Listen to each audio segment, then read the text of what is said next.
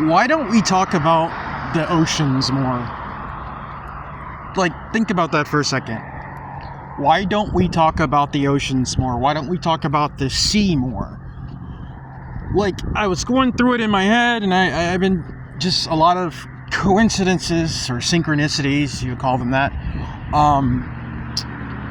with things involving the ocean, entities from the ocean, so on and so forth. And it just really got me thinking, like, why don't we talk about that more? So, if you know me, you know that my thoughts on space and things of that nature are quite different than the norm.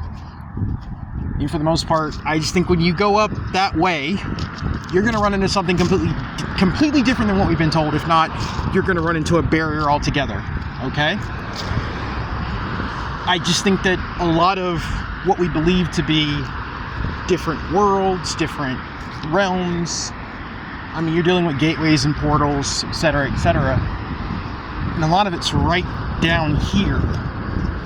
It's not up far away. So again, that brings me back down, no pun intended, to the idea of the oceans, of the water. And we just don't talk about it. All this used to be like, there are trees here. We had a storm and we lost a lot of trees during the storm. Anyway, everybody talks about like portals and space and all this stuff, but like there's so much ocean around us, and it's very interesting for that to be a place that for the most part people can't go. I mean, don't get me wrong, like, you have something like the South Pole, the poles in general, very fascinating.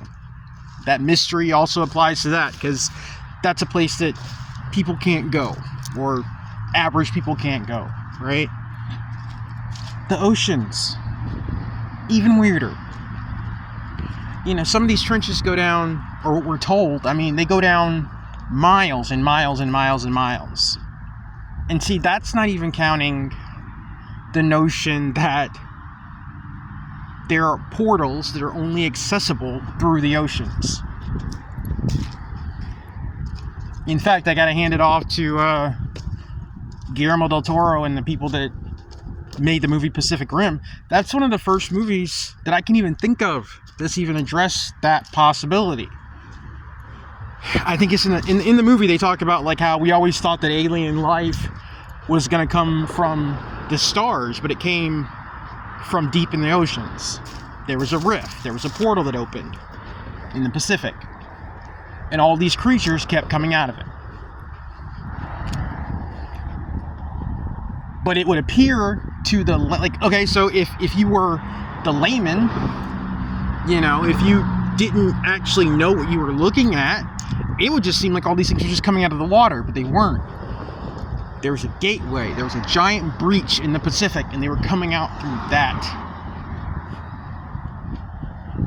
Makes you look at things like Godzilla and stuff differently too. But it even goes back further than that. I mean, let's talk about Dagon and Enki, Oannes. You had all of these very prominent deities. They were worshipped as deities. Whatever you want to call them. Aliens, demons, whatever you want to call them.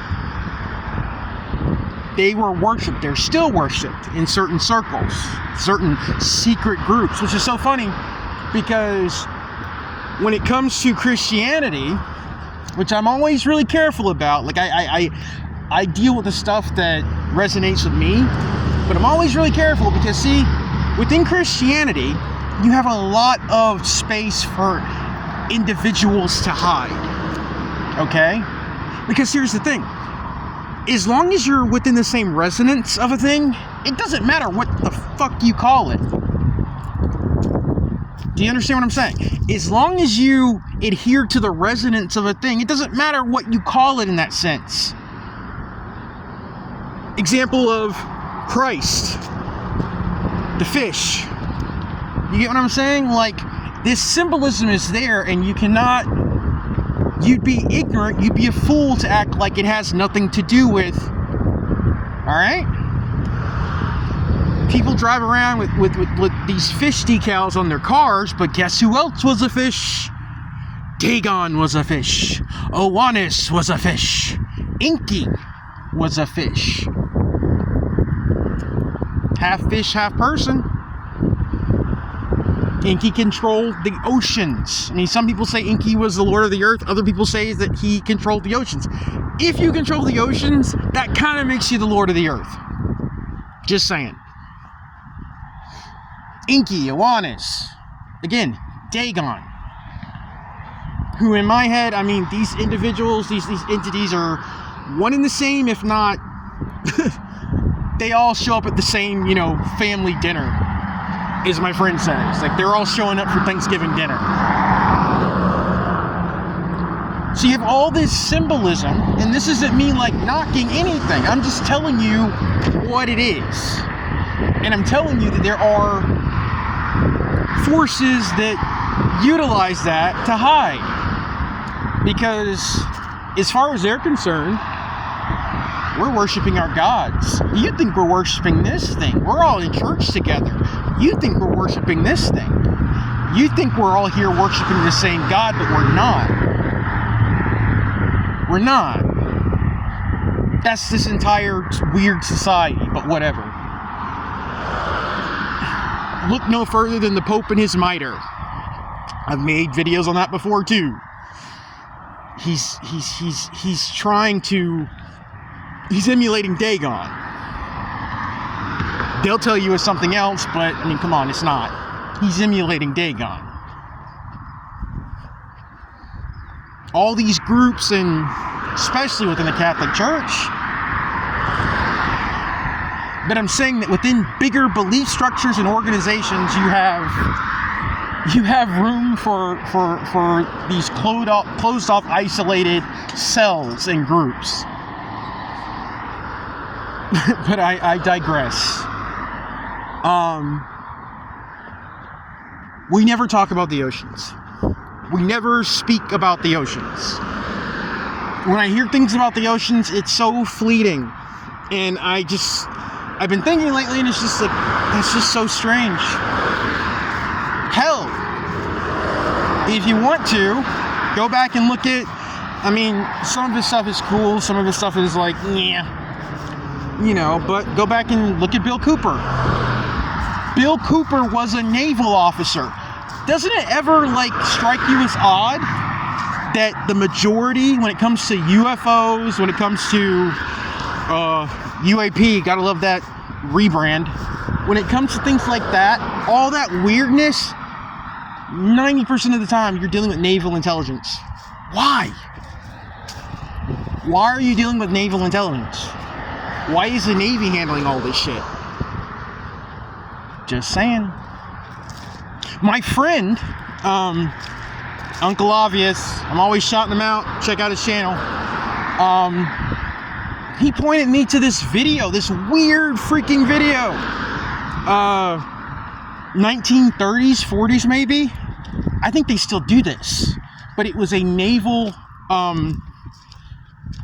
if you see me, I'm waving my cane. But it was a naval, ceremony, ritual. But it was in dedication of the god Poseidon. Poseidon's also a fish person, people. Don't be, fooled by that image of, the big strong man with the trident. No, Poseidon's a fish person. Most likely Dagon. It's the same thing. And that's what's so interesting about all these gods, these deities, these, they love the rebrand. Going back to the whole, UAP thing, how we've been calling these things UFOs for so long, and now it's UAP. And now you've got to take a completely different mindset around it. The rebrand. Gods were doing the rebrand before it was a thing. But they did this initiation ceremony. It was an occultic ritual in honor of Poseidon. in the U.S. military. That's the thing. I believe it still goes on. I may be wrong. If I'm wrong, please correct me, and I will recant my statement. Not that it happened, but that it's still going on. Poseidon, Atlantis. I have memories of Atlantis. Like, when it comes to past life memories, I have memories of Atlantis. And I know that one of the patrons of Atlantis was Dagon, who was most likely Poseidon too. Who freaking knows? Very similar. Because I remember there was this shoulder piece that we used to wear on like our right shoulder. It was like a spiky shoulder piece, and it was in honor of Dagon. I didn't actually, I completely like had like these weird flashbacks because I was watching this video. It was it was like some DC Comics video, maybe a video game or something. But like Aquaman was wearing the shoulder piece. And I was like, shit, that's the thing we used to wear in Atlantis. Now, even more so, that gets into the idea of Lovecraft. If you're not familiar with H.P. Lovecraft, you should be familiar with H.P. Lovecraft. Because there's more truth. It is a dark truth. It is a scary truth. It is an unsettling truth. But there's more truth in the works of H.P. Lovecraft. Works that we're told is fiction. There's more truth in H.P. Lovecraft than you're probably going to find in most history books. Two deities stand out in particular when it comes to Lovecraft. That is the deity Dagon. Yes, Dagon. Lovecraft wrote about Dagon. Dagon being this submerged underwater entity. Dagon! The deity that the Canaanites worship too. Remember Delilah? That bitch? Dagon worshiper. So, going back to that, like Lovecraft, he wrote about Dagon. He wrote he wrote a short story novella about Dagon. He talked about this group called the Esoteric Order of Dagon. He spoke about them a lot, actually. And in more famously, he wrote there were two works that Lovecraft did, similarly associated with Dagon, and one was the short story titled Dagon. The other was a short story called The Shadow over Innsmouth. And now, again, if you're not familiar with the work of Lovecraft, you should be familiar with the work of Lovecraft. There's no excuse. Like, it's everywhere. You know what I'm saying? You can even find like a audio version of it. Do yourself a favor and look it up one day. Shadow over Innsmouth. Now, in that story, you were dealing with a group of people who lived in this small harbor town called Innsmouth, and for hundreds of years, these people had made a covenant with the entity Dagon. More importantly, they made a covenant with the followers of Dagon. And the followers of Dagon lived deep underneath the ocean. They were called the Deep Ones. Not reptilian humanoids, aquatic amphibian humanoids. Sometimes, from an exterior perspective, you may not be able to know the difference, but you get a little closer, there's a lot, you can tell there's quite a bit of difference between a frog and a lizard. Even more so, a frog and a fish, right? Or a fish and a lizard. But these entities, these deep ones, they would come from the ocean, and they would give these people things, riches and jewels and all this stuff, protection, whatever, in exchange for worship. And most notably in that story, it was always noticed that the people of Innsmouth had a very strange look to them. Very strange look. They called it the Innsmouth look. And that was because in that story, it was required of Dagon worshippers to take on a mate that was a deep one. Okay? And they would produce these hybrid half-blood offspring. And in the beginning of their life cycle, they would look human, but as they moved further into their life cycle, they would start to look more and more aquatic until eventually they would make their final pilgrimage into the ocean, peel off their skin, and become their true selves.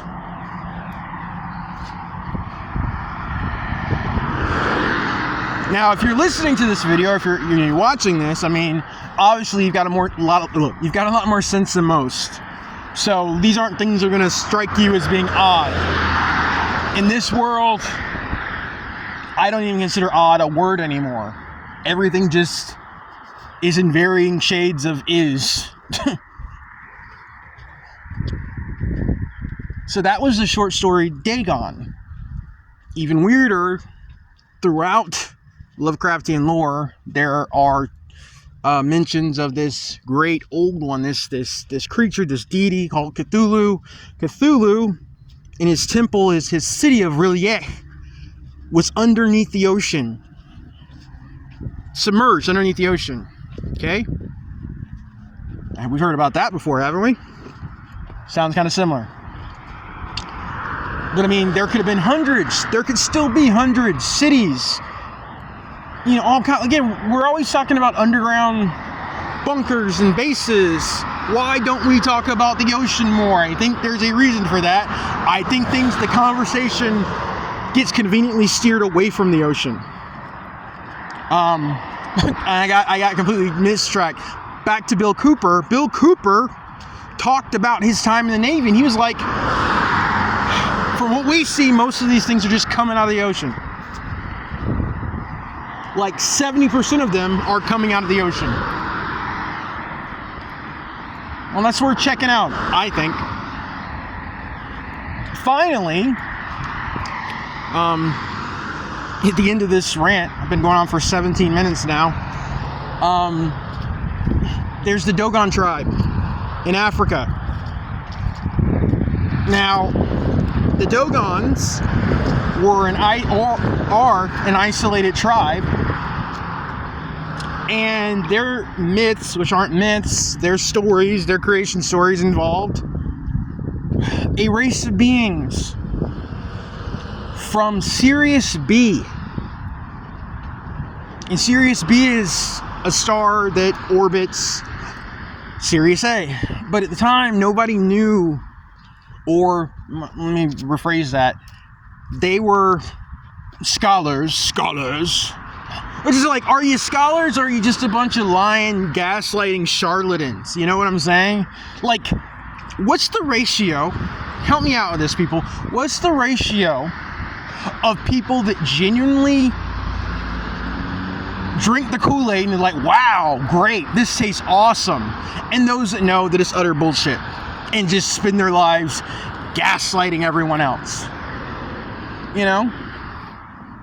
Like, don't even get me started. Darwin, all these people, in the meanwhile, they put on their Masonic ring and then like, yeah, they laugh because they're like, that's not what it is.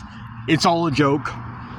But anyway, because I think about that when it comes to the Dogon people, because you had supposed experts and scholars who went to study the Dogon people, and they found out that the Dogons knew that there was a star, a smaller star, orbiting Sirius A, right?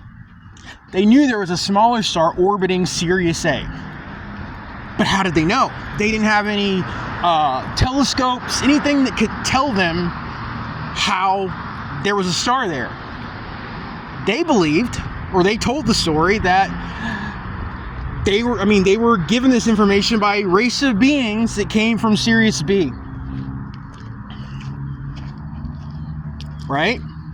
These were aquatic humanoids who taught them agriculture and architecture